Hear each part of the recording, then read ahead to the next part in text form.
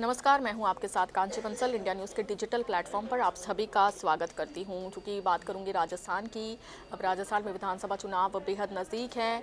25 नवंबर को मतदाता अपने मत का इस्तेमाल करेंगे और राजस्थान की किस्मत ईवीएम में कैद हो जाएगी और 3 दिसंबर को नतीजे आएंगे, जिसके बाद पता चलेगा कि आखिर जनता का मूड क्या है, जनता ने सत्ता पर किसको आसीन किया है, जनता ने किसको राज्य का सीएम बनाने का फैसला किया है और कौन सी पार्टी जो है वो सत्ता पर काबिज होगी, राजस्थान पर जनता की सेवा करेगी।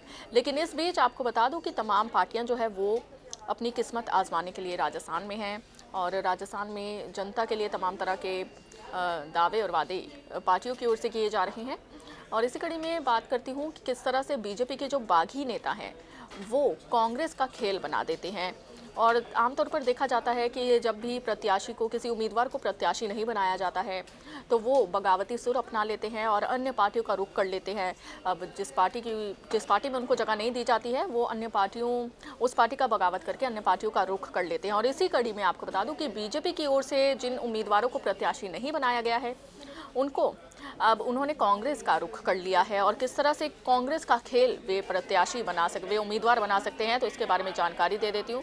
राजस्थान विधानसभा चुनाव में कांग्रेस और बीजेपी दोनों ही पार्टियों की अपनी बागी नेताओं से जूझना उन दोनों पार्टियों को पड़ रहा है और बागी नेताओं के मनोबल की तमाम कोशिशों के बाद भी 737 निर्दलीय उम्मीदवार मैदान में हैं। निर्दलीय चुनाव लड़ने वाले कई कैंडिडेट्स ऐसे हैं जिन्हें बीजेपी और कांग्रेस से टिकट नहीं मिल सका, तो आज़ाद उम्मीदवार के तौर पर वे ताल ठोकते नजर आ रहे हैं।